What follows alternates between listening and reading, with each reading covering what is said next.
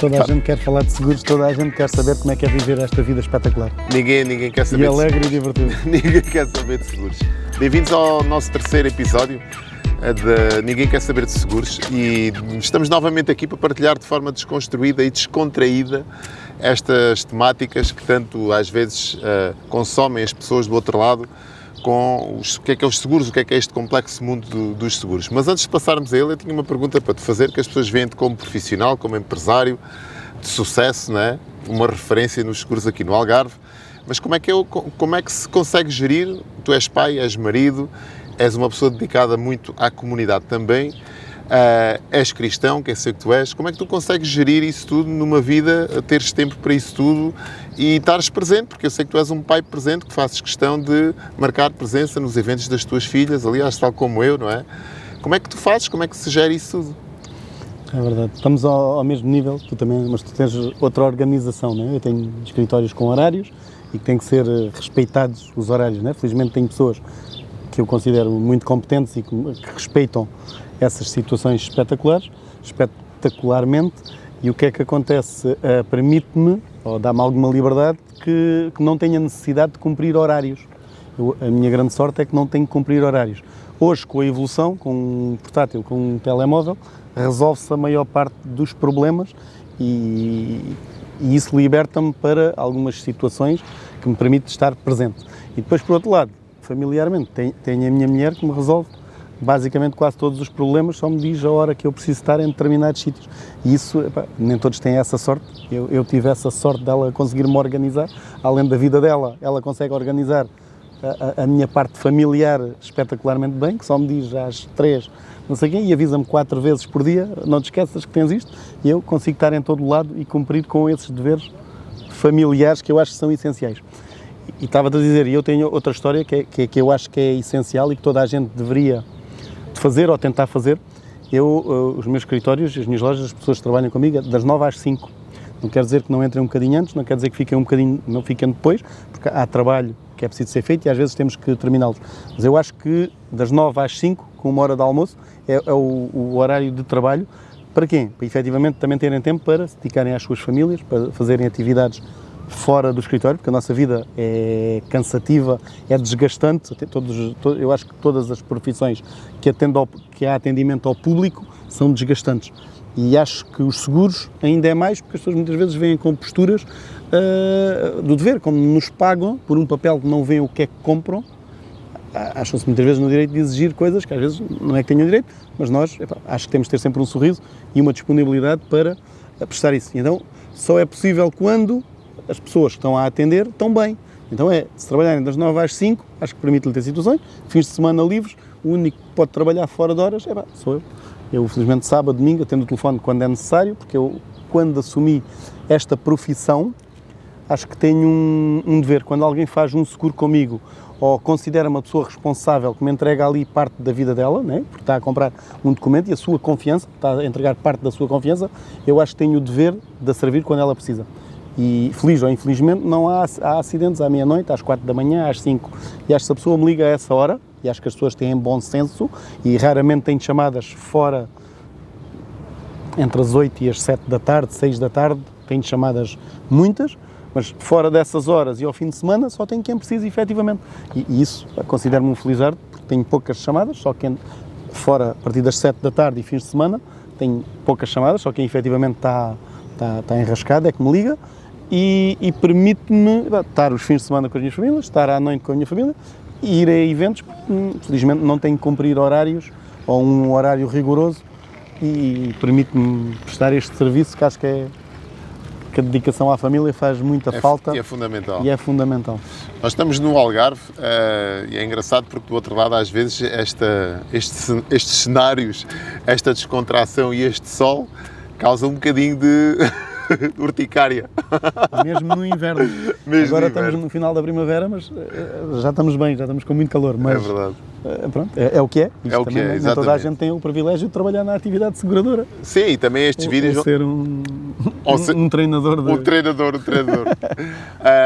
Mas é engraçado porque estes vídeos ficam aqui internamente nos canais digitais e esta é uma das grandes facilidades do mundo em que vivemos, é as pessoas poderem consumir este tipo de conteúdo e este formato quando elas bem entenderem, portanto, no inverno, no verão, quando quiserem, ou no sítio onde estão, também é outra versatilidade, porque o objetivo é sempre informar, desconstruir, formar pessoas, porque pessoas com mais conhecimento conseguem tomar melhores decisões. A minha pergunta, ainda no campo da questão do empresário e do empreendedorismo, e eu vejo que tu tens essa preocupação, tu és uma pessoa que, quando assume um compromisso, porque a palavra é mesmo essa, compromisso com a sociedade, tu estás disponível para as pessoas, para facilitar, para ajudar, mas também há o outro lado que pouca gente conhece, que é o lado do empresário e do empreendedor, e tu cuidas mesmo das pessoas que trabalham contigo.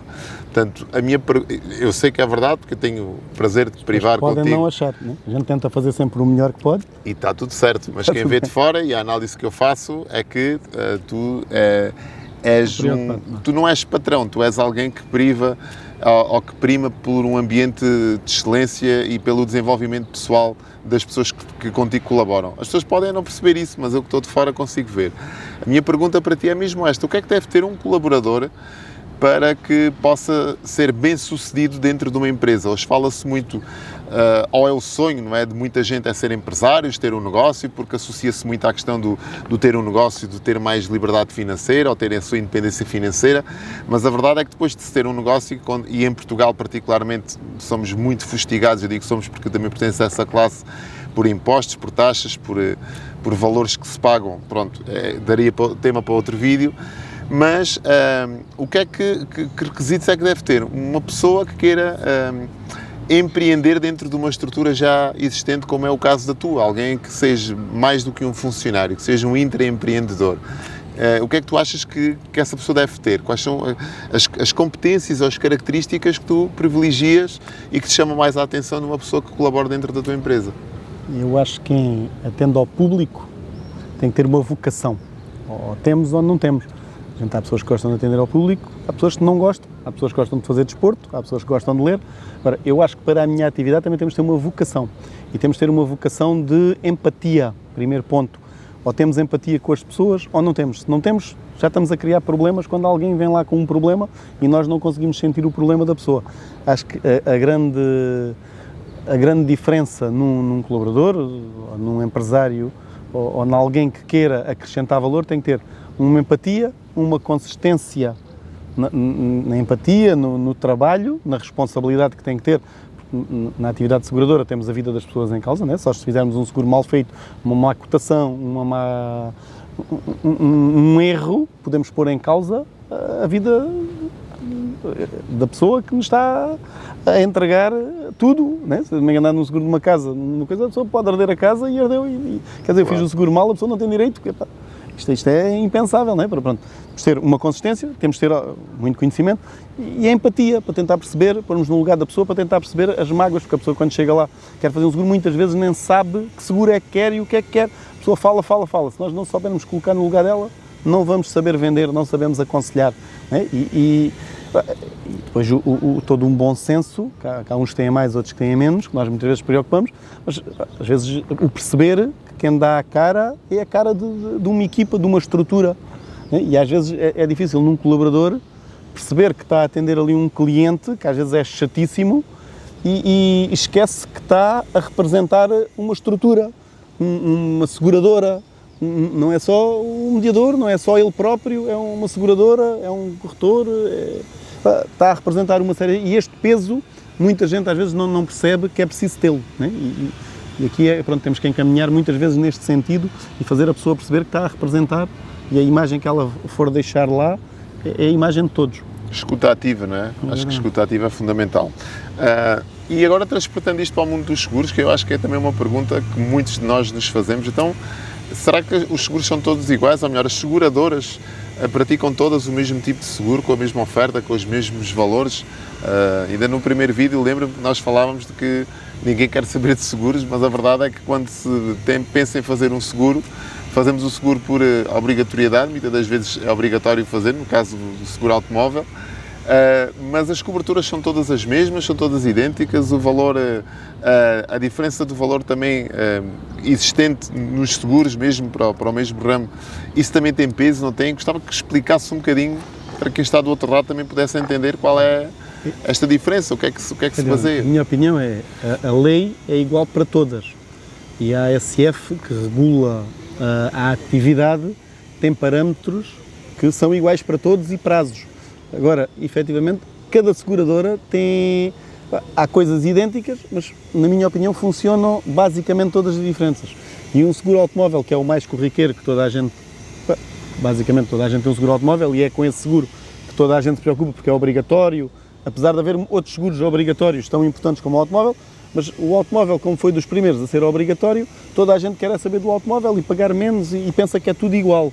Mas a realidade é que não é tudo igual. Cada seguro automóvel tem especificidades na assistência em viagem. A responsabilidade civil, que é o que a lei obriga, é igual para todos. Mas depois a assistência em viagem, a quebra de vidros, o choque sem encapotamento, a proteção jurídica, funciona basicamente diferente em quase todas as seguradoras.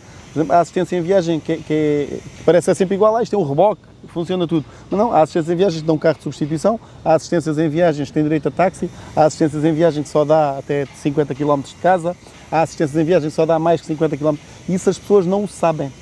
Então, na minha opinião, eu acho que os mediadores vão continuar, porque têm esta relação e muitas vezes não são capazes de vender seguros minimamente aqui para ludibriar ou para esconder essa situação para o cliente pagar menos. Efetivamente existe.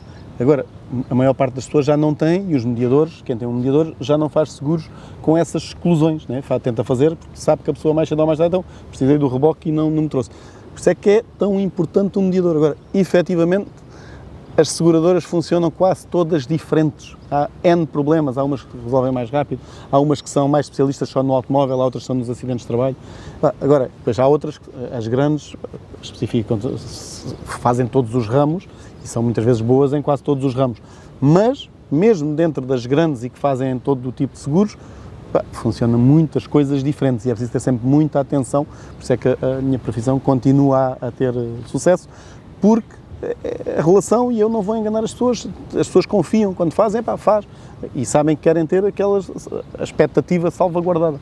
E o mediador continua a ser muito importante neste meio. Estamos a chegar ao fim, os nossos episódios são curtos, objetivos e focados no tema, que é a desconstrução e descomplicar este mundo e como vai sendo habitual, a pergunta de fecho que eu te quero fazer tem a ver com a tua recomendação. Qual é o teu seguro, o seguro que recomendas, aquele que está agora se calhar no topo da lista, se calhar a nível de procura ou a nível de oferta? Qual é a tua recomendação para este episódio? Olha, eu vou deixar uma dica hoje.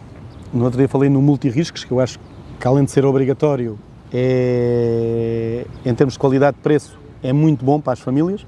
Hoje vou falar do seguro de saúde, que é outra das grandes preocupações do português, né? De um seguro de saúde. E dentro dos seguros de saúde existe seguros de saúde, planos de saúde, a televisão vende, tudo vende. Agora, hoje eu quero deixar só, e para se ter ideia, os seguros estão a aumentar os preços como nunca o fizeram. E os seguros de saúde, numa escala muito maior que o normal. E hoje o que eu digo é que aconselhem-se bem, vejam bem as coberturas. Os seguros de saúde são essenciais, o Serviço Nacional de Saúde não está a dar a resposta que todos queríamos, então cada vez mais fala-se que já 2 a 3 milhões de portugueses já têm, se quer 3 milhões de portugueses já têm um seguro de saúde, que é muito. Agora, muitos deles não têm as coberturas que acham que deviam ter. Eu continuo a perguntar, quem tem um seguro de saúde, vá confirmar que coberturas é que tem. É extremamente importante e eu acho que é essencial. Toda a gente que faz um seguro de saúde devia ter a cobertura de internamento hospitalar. Eu já tenho dito isto milhares de vezes, porque muitas das vezes o problema de Portugal é as filas de espera para as operações.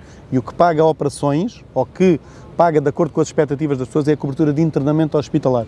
E existem muitos planos de saúde, muitos seguros de saúde, que não têm capital para a cobertura de internamento hospitalar. E as pessoas pensam que quando precisarem de uma operação, vão estar abrangidas por essa cobertura e não. O que têm é um acesso a essa cobertura e esse acesso vão ter que pagar, e muitas vezes esse acesso dá-lhe um desconto de 20%, 30% sobre o custo total. E esta é a minha recomendação relativamente aos seguros de saúde, que são, hoje, toda a gente quer fazer. Não há forma em Portugal, quem não tem, quer fazer. Agora, os preços estão elevadíssimos, vão continuar a subir. Agora, façam no mínimo com a cobertura de internamento hospitalar. É o grande conselho que eu tenho, que retira outras coberturas de baixo preço, mas que garante essa situação que é extremamente importante. E nós voltamos para o próximo episódio. Gostaríamos de contar com o vosso apoio e é muito fácil vocês apoiarem este projeto. É só colocarem um like neste vídeo, comentarem o vídeo com alguma questão que vocês gostassem de ver esclarecida ou respondida, alguma pergunta que queiram fazer e já agora, porque não, partilhem com o maior número de pessoas esta nossa iniciativa, porque eu acho que a informação e o conhecimento, quando chega à pessoa certa, pode fazer a diferença na vida dela. Voltamos no próximo vídeo. Obrigado, Luís. Obrigado mais uma vez. Espetacular.